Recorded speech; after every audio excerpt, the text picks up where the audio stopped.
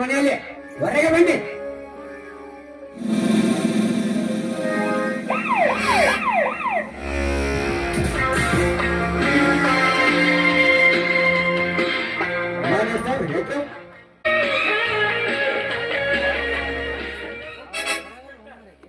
ಓಹೋ ಇನ್ಸ್ಪೆಕ್ಟ್ರ ಬನ್ನಿ ಕೂತಿಕೋ.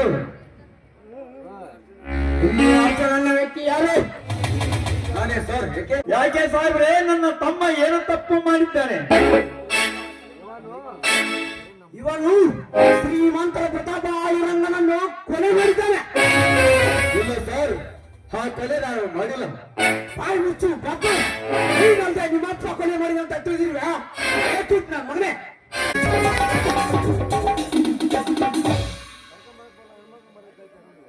ಬಾಯಿಗೆ ಬಂದಂತೆ ಮಾತನಾಡಬೇಡಿ ಸಾಹೇಬ್ರೆ. ಯಾರ್ದೋ ಮನೆಗೆ ಹೋಗ್ಬೇಕಾದವರು ಕನ್ಫ್ಯೂಸ್ ಆಗಿ ನಮ್ಮ ಮನೆಗೆ ಬಂದಿದ್ದೀರಿ ಅಂತ ಕಾಣುತ್ತದೆ. ದೇವಾ, ನಾನು ಇದನ್ನೇನು ನೋಡುತ್ತಿದ್ದೇನು? ಕಲ್ಲು ಬಂಡಿ ಅಂತ ನನ್ನ ಹೃದಯನು ಹೊಡೆದು ನುಚ್ಚು ತೂರು ತೂರು ಆಗಿ ಹೋಯ್ತಪ್ಪ, ತೂರು ತೂರು ಆಗಿ.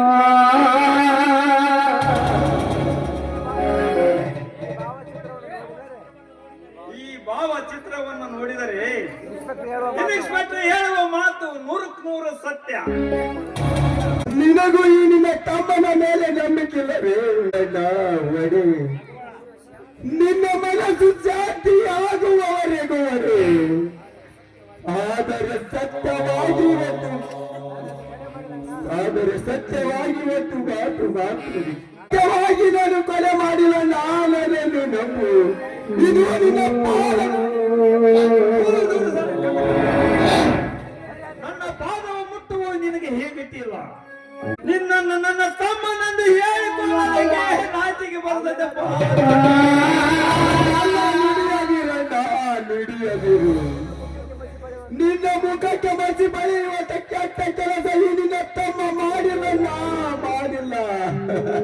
ನನ್ನ ತಮ್ಮನನ್ನು ಒಡೆಯುವುದು ಅಷ್ಟೇ ಏಕೆ? ತುಂಡು ತುಂಡಾಗಿ ಕತ್ತರಿಸಿ ಹಾಕಿದರೆ ನನಗೆ ಸಂತೋಷವಿದೆ. ಆದರೆ ಒಂದು ಮಾತು ಮಾತ್ರ ನಿಜ. ದೇವರತ್ತ ನಿಮ್ಮತ್ತ ಅಣ್ಣ ಅತ್ತಿಗೆಯರ ಜನತೆ ಗೌರವಕ್ಕೆ ಕುಂದು ತರುವಂತ ಕೆಟ್ಟ ಕೆಲಸ ಈ ನಿನ್ನ ತಮ್ಮ ಮಾಡಿಲ್ಲ.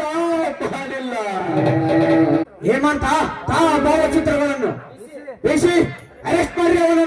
ಬೇಡಿ ಸಾಹೇಬ್ರೆ, ನನ್ನ ಮೈದನ ಯಾವ ತಪ್ಪನ್ನು ಮಾಡಿಲ್ಲ ಸಾಹೇಬ್ರೆ, ಯಾವ ತಪ್ಪನ್ನು ಮಾಡಿಲ್ಲ. ನಿಮ್ಮ ಕಾಲಿಗೆ ಬಿದ್ದು ಬೇಡಿಕೊಳ್ಳುತ್ತೇನೆ. ಏ ಸರಿ ಅತ್ತೆ.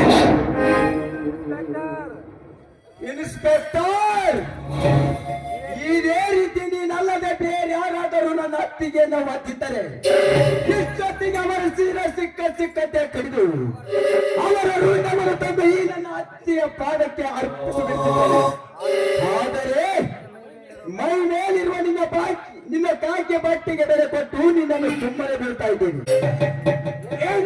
ರಂಗನನ್ನು ಕೊಲೆ ಮಾಡಿ ಕಾನೂನು ಕೈಗೆ ತಕೊಂಡು ಈ ಪೊಲೀಸ್ ಅಧಿಕಾರಿಯಾದ ನನಗೆ ಸ್ವಚ್ಛನಿಂದ ಮಾತಾಡ್ತೀವ. ನನ್ನ ಮಗನ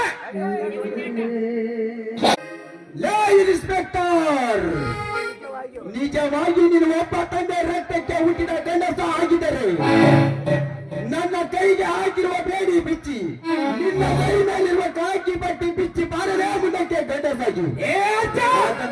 ಅದನ್ನು ಬಿಟ್ಟು ಕೈಲಾಗದವರ ಮೇಲೆ ಕೈ ಮಾಡುತ್ತಿರುವ ನೀನಪ್ಪ ನಾರಾಸತ್ತ ಎಡಿ ಪೊಲೀಸ್ ಆಫೀಸರ್. ಮರ್ಯಾದೆ ಅನ್ಯಾಯ ಮಾಡಿದವರಿಗೆ ಕಾನೂನು ಸುಮ್ಮನೆ ಬಿಡಲ್ಲ. ಅಸಹ್ಯ ಮಾತಾಡ ಈ ಕ್ರಾಂತಿ ಕುಮಾರ ಸುಮ್ಮನೆ ಬಿಡೋದಿಲ್ಲ. ಅರೆಸ್ಟ್ ಮಾಡಿರೋಣ ಬಂದ್ರೆ ಕರೆದುಕೊಂಡು ಬಾ, ಭಾರತಿದ್ದಾರೆ ವಾದ್ಯ ಹೇಳ್ಕೊಂಡು ಬಾ.